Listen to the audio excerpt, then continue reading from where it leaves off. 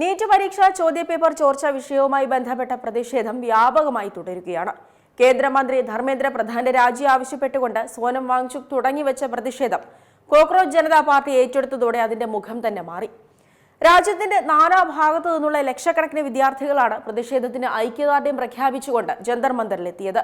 10 വയസ്സ് പ്രായമുള്ള കുട്ടികൾ മുതൽ സമരത്തിന്റെ ഭാഗമായത് നാം ദൃശ്യങ്ങളിൽ കണ്ടതാണ്. ഇതുമായി ബന്ധപ്പെട്ട് നടത്തിയ മാർച്ചിൽ സംഘർഷമുണ്ടാവുകയും ഒട്ടേറെ പേർക്ക് പരിക്കേൽക്കുകയും ചെയ്തു.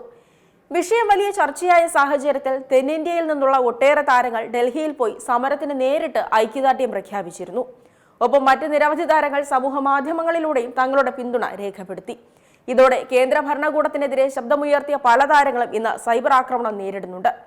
ഇതിനിടെയാണ് CJP പ്രതിഷേധം ശക്തമാകുമ്പോൾ BJP അനുഭാവിയായ മുൻ ബിഗ് ബോസ് താരം റോബിൻ രാധാകൃഷ്ണൻ പങ്കുവച്ച കുറിപ്പ് ചർച്ചയാകുന്നത്.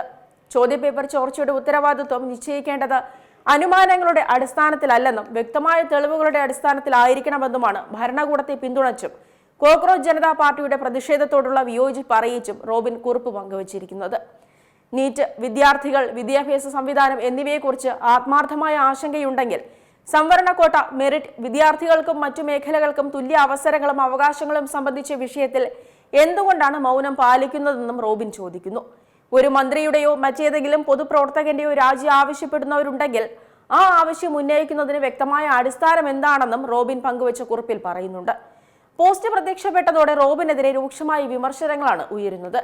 ChatGPTയിൽ ജനറേറ്റ് ചെയ്ത ന്യായീകരണം നാണക്കേടാണെന്ന് നിരവധി പേർ കമന്റുകളായി രേഖപ്പെടുത്തിയിട്ടുണ്ട്.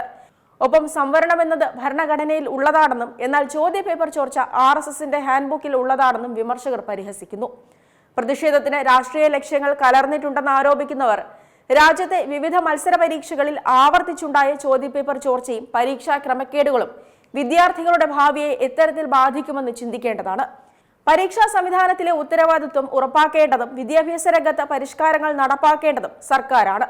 പ്രതിഷേധം സമാധാനപരമായി നടത്തി ജനാധിപത്യപരമായ രീതിയിൽ ആവശ്യങ്ങൾ ഉന്നയിക്കാനുള്ള അവകാശമാണ് തങ്ങൾ വിനിയോഗിക്കുന്നതെന്ന് സംഘാടകർ പറയുമ്പോൾ അവരെ അടിച്ചമർത്തുന്ന സർക്കാർ നിലപാട് സ്വാഗതാർഹമാണോ എന്നും ജനങ്ങൾ ചിന്തിക്കണം.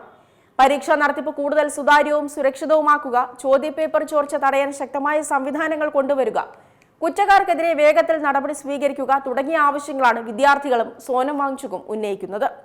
രാഷ്ട്രീയ പശ്ചാത്തലം നോക്കാതെ വിവിധ സംസ്ഥാനങ്ങളിൽ നിന്നുള്ള വിദ്യാർത്ഥികളും തൊഴിൽ അന്വേഷകരും ഒന്നിച്ച് പ്രതിഷേധിക്കുമ്പോൾ തന്നെ പ്രശ്നത്തിന്റെ വ്യാപ്തി നാം വിലയിരുത്തേണ്ടതുണ്ട്. ജനകീയ പ്രസ്ഥാനങ്ങളെന്നും ജനങ്ങളെക്കുറിച്ചും അവരുടെ ആശങ്കകളെക്കുറിച്ചും ആയിരിക്കണമെന്നും അവ ഒരിക്കലും രാഷ്ട്രീയ ബ്രാൻഡിങ്ങിനോ ഹ്രസ്വകാല തെരഞ്ഞെടുപ്പ് നേട്ടങ്ങൾക്കോ വേണ്ടിയുള്ള ഉപകരണങ്ങളായി മാറരുതെന്നുള്ള റോബിന്റെ വാക്കുകൾ CJP എന്ന പാർട്ടിയുടെ ആശയം കൂടെ ഓർക്കേണ്ടതുണ്ട്. CJP ഒരു തെരഞ്ഞെടുപ്പിലും മത്സരിക്കില്ല എന്ന് അഭിജിത് ദീപ്കെ തന്നെ വ്യക്തമാക്കിയതാണ്.